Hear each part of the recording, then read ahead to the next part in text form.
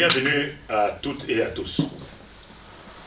Les propos insultants tenus par Gabriel Mokia contre Fabien Koussonika, contre les Bayaka, contre les ressortissants de Bandundu, mais aussi contre les Congolais résidant dans la diaspora, ne pouvaient pas me laisser indifférent. Je ne tiens pas ici à répondre aux insultes de Gabriel Mokia. Pourquoi? Parce que mon dictionnaire d'insultes est très limité. Je n'en ai pas. Je n'ai pas été éduqué, je n'ai pas été instruit à prononcer des insultes. J'aimerais procéder ici à une mise au point. D'abord en tant que Congolais, en tant que ressortissant de Bandundu, en tant que Mouyansi, et en tant qu'ancien journaliste de Mobutu, qui nous a légué un bien précieux, la conscience nationale, l'unité nationale, qui fait que j'ai beau être Mouyansi, j'ai beau être originaire de Bandundu, tout ce qui se passe dans le Kivu, sur les hauteurs de Itombwe, à Fizi-Baraka, dans le territoire de Massissi, de Walikale, où on assassine des Congolais, où des enfants sont découpés en morceaux. Tout ce qui se passe dans le sud comme dans le nord Kivu me concerne, me touche. Chaque fois qu'un Congolais est assassiné, c'est moi qu'on assassine. Tout ce qui s'est passé à Kamwena Sampo, au Kasaï occidental, eh bien, je me suis senti totalement concerné. Tout ce qui se passe au Congo, eh bien, je suis absolument impliqué là-dedans. Voilà le résultat de l'héritage que Mobutu nous a laissé et que Gabriel Mokia a complètement bradé et profané. Je ne vais pas répondre aux insultes de Gabriel Mokia. Je ne vais pas non plus parler au nom de Fabien Koussonika. Lui-même y répondra en des termes qui lui sont propres. J'aimerais tout simplement procéder à une mise au point. D'abord, pour Gabriel Mokia, l'appartenance à l'ethnie des Bayaka est une insulte. Le nom Mouyaka, pour lui, est une insulte. C'est vraiment dommage de sa part de croire que être Mouyaka, c'est être insulté. D'où vient que le nom Mouyaka est devenu péjoratif? Gabriel Mokia sans doute ne le sait pas. Et la plupart des Congolais ne le savent pas non plus. Si le terme Mouyaka est devenu péjoratif, c'est tout simplement à cause du colonisateur belge. Le royaume des Bayaka a été l'un des tout derniers à se soumettre aux colonisateurs. L'armée des Bayaka s'est battue contre la force publique du Congo belge. Jusque dans les années 40-45, les Bayaka ne se sont pas soumis aussi facilement que les autres ethnies par la colonisation. Et pour se venger du refus des Bayaka à se soumettre à la colonisation, le colonisateur belge a refusé de construire des écoles chez les Bayaka. Le colonisateur belge a refusé de construire des hôpitaux chez les Bayaka. Le colonisateur belge a refusé d'investir dans des infrastructures économiques, routières ou industrielles chez les Bayaka. Dans le même temps, le colonisateur belge a interdit aux Bayaka l'accès à la fonction publique et à l'armée.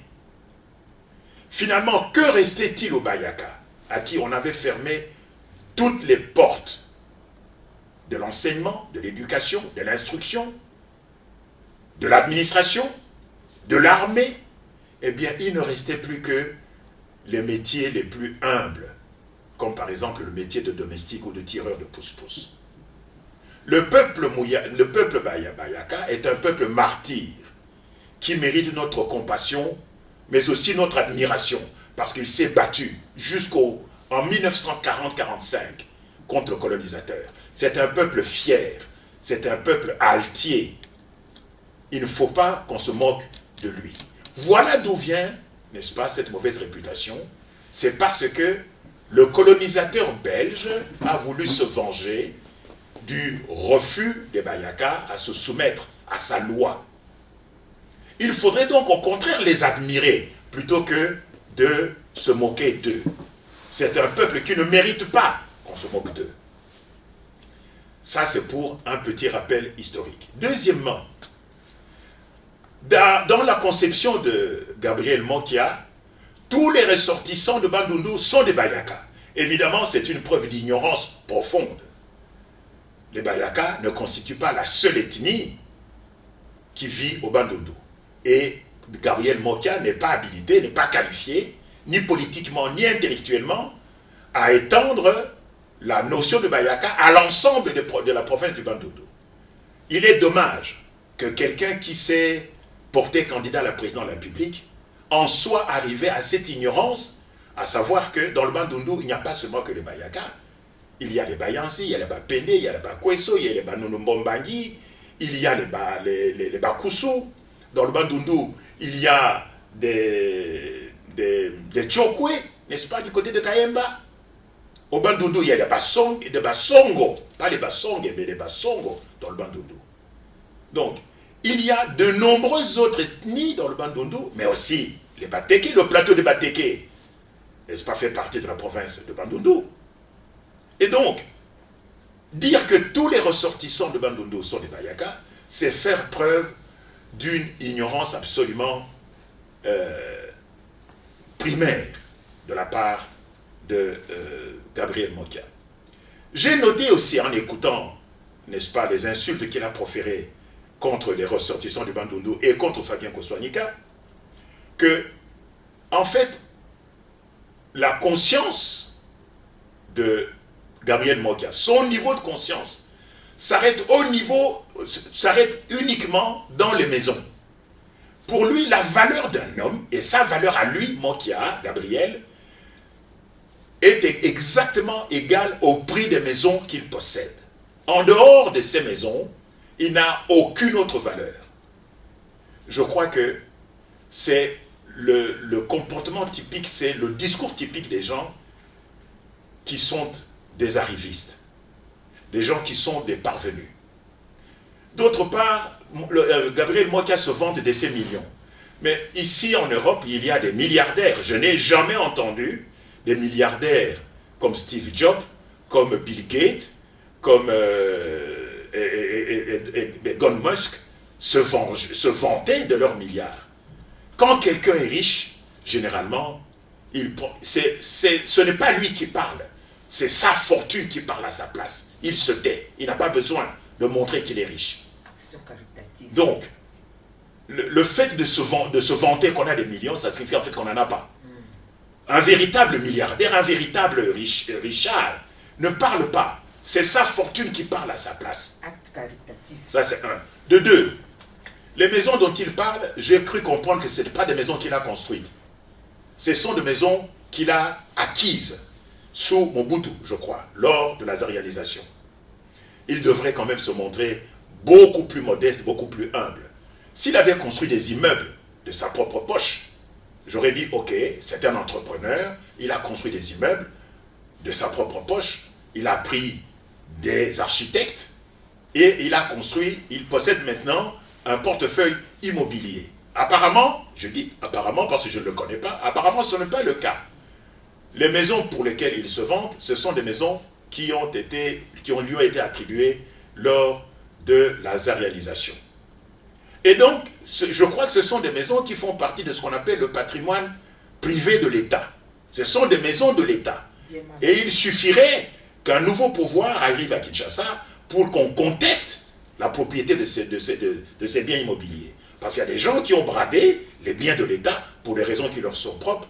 Eh bien, un autre pouvoir peut arriver et interdire, n'est-ce pas, par action rétroactive, interdire, affirmer que les ventes de ces maisons n'étaient pas autorisées, étaient illégales.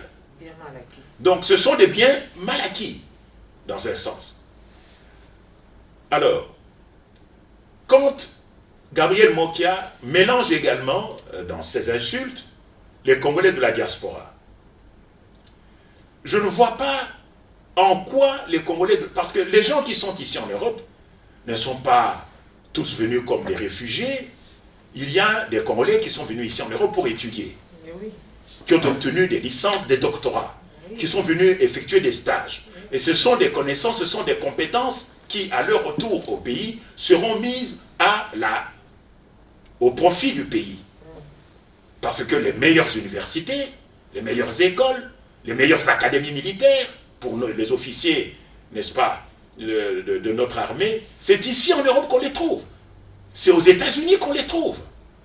Alors, comment, ou bien il ne comprend pas exactement à quoi sert le séjour de Congolais ici en Europe. Le simple fait d'ailleurs de vivre ici en Europe, même si vous n'étudiez pas, le simple fait de côtoyer la société européenne, de comprendre comment les gens fonctionnent ici, comment les gens respectent les lois, comment les gens vivent, eh bien c'est un enrichissement qui peut servir pour le pays. Il est donc dommage que quelqu'un qui s'était porté candidat à la présidence de la République en soit arrivé à étaler devant le Congolais, devant le monde entier, puisque sa vidéo a été, n'est-ce pas, diffusée sur Internet. Il a donné une image très déplorable de l'homme politique, puisqu'il s'était porté, semble-t-il, candidat à la présidence de la République. Alors, il semble qu'il a demandé pardon. Je pense, personnellement, qu'il existe certaines insultes qui ne s'effacent pas, qui ne s'oublient pas. C'est comme de l'encre indélébile. Lorsque vous salissez un papier ou un habit avec de l'encre indélébile, vous pouvez utiliser n'importe quel détergent, cette encre ne s'effacera pas. Et je pense malheureusement pour Gabriel Mokia que les insultes qu'il a proférées contre Fabien Koswanyika, contre les gens du Bandundu, contre les Bayaka et contre les Congolais de la diaspora, ce sont des insultes qui ne s'oublieront jamais. Et en fin de compte, Gabriel Mokia, tout ce qu'il va récolter dans cette histoire, c'est la ruine complète, non seulement de sa réputation, mais aussi la ruine de sa carrière politique. Et enfin, la ruine de l'estime que moi, personnellement, je lui portais, et je pense que je ne suis pas le premier ni le dernier.